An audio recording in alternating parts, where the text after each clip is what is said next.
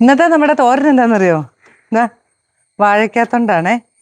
കാളം വെക്കാൻ വേണ്ടി എടുത്ത വാഴയ്ക്കയുടെ തൊണ്ട കളയുണ്ടല്ലോ എന്ന് വെച്ചിട്ട് വാഴയ്ക്കാത്തൊണ്ടും ഇച്ചിരി പയറുണ്ട്, പച്ചപ്പയറും വാഴയ്ക്കാത്തൊണ്ടും കൂടി ഒരു തോരൻ.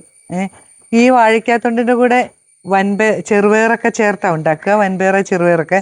പക്ഷെ നമുക്കിന്ന് ഇച്ചിരി പച്ചപ്പയറുള്ളതുകൊണ്ട് അത് രണ്ടും കൂടെ ചേർത്ത് ഒരു തോരൻ വെക്കാം. എങ്ങനെ ഉണ്ടാക്കുന്ന നോക്കാം, ബായോ.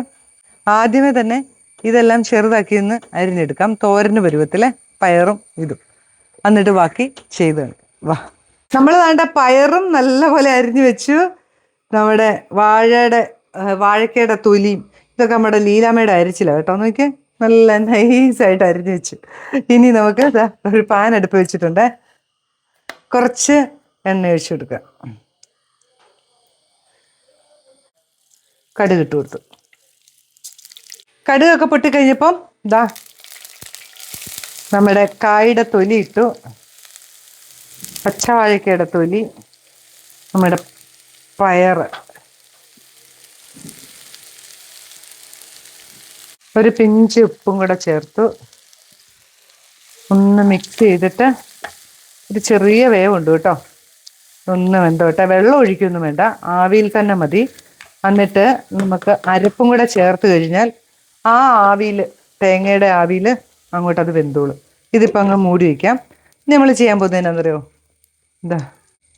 കുറച്ച് ചെറിയുള്ളിയും 2 അല്ലി വെളുത്തുള്ളിയും ഇച്ചിരി മഞ്ഞളും ഒരു മുറി തേങ്ങയും കറിവേപ്പില എല്ലാം കൂടെ ഒന്ന് ഒതുക്കിയെടുത്തുകൊണ്ട് വരാവേ. ചായച്ചെടുത്തിട്ട് ഇതിനകത്ത് ചേർത്താൽ ആ ഒരു വെള്ളം കൂടെ ആ ഒരു ഇതിൽ അതങ്ങോട്ട് ആയിക്കോളൂ കേട്ടോ. എരിവിനാവശ്യത്തിനുള്ള പച്ചമുളകും കൂടെ ചേർത്തിട്ട് വേണം നമുക്കൊന്ന് ഒതുക്കിയെടുക്കാം. പച്ചമുളക് കാണിക്കാൻ മറന്നു പോയായിരുന്നേ. അപ്പോൾ അതാ എരിവിനാവശ്യമുള്ള പച്ചമുളകും കൂടെ എടുത്തു. എന്നിട്ട് നമുക്കതൊന്ന് ഒതുക്കിയെടുത്തുകൊണ്ട് വരാം. നമ്മുടെ തോരനൊന്ന് ഇളക്കി നോക്കണ്ടേ. ഇനിയില്ലേ, അരിപ്പും കൂടെ അങ്ങ് ചേർത്തേക്കാവേ. ഇതിനകത്ത് ഇച്ചിരി വെള്ളമുണ്ട് കേട്ടോ, ലേശം വെള്ളം കൂടെ ചേർത്ത് ഈ ഒരു ജലാംശത്തിൽ അതങ്ങ് വെന്തോളും. മൂടി വയ്ക്കാം. അപ്പം നമ്മുടെ തോരൻ എന്തായെന്ന് നോക്കണ്ടേ.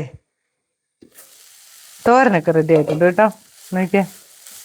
അപ്പം ഈ വാഴയ്ക്കായുടെ തൊലിയൊന്നും കളയുകയും വേണ്ട. ഇച്ചിരി പയറും ഉണ്ടായിരുന്നു, എന്നാൽ ഇന്നൊരു ദിവസത്തേക്കിനുള്ള തോരനുമായി.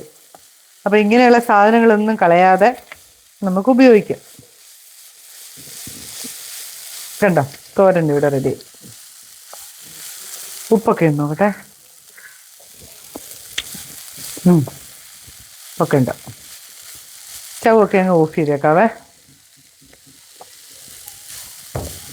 ഇനി ഒരു പാത്രത്തിലേക്ക് നമുക്ക് മാറ്റാം.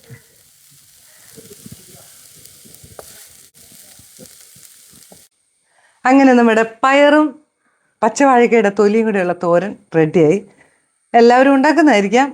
ഇന്നത്തെ തോരൻ എൻ്റെ ഇതായതുകൊണ്ട് നിങ്ങളെ കാണിച്ചു തന്നാണ് കേട്ടോ. നല്ല രസമല്ലേ? ഉണ്ടാക്കിയിട്ട് അഭിപ്രായം പറയണേ. ആ വാഴയുടെ തൊലി കൊണ്ട് നമ്മൾ ചെറുപയറിട്ടും വൻപയറിട്ടും ഒക്കെ തോരൻ വയ്ക്കും. ഇങ്ങനെയെന്ന് വെച്ച് എനിക്ക് നല്ല ടേസ്റ്റാണ്. അപ്പം പുതിയൊരു വീഡിയോ ആയിട്ട് ഞാൻ വരുന്നതായിരിക്കേ. ബൈ.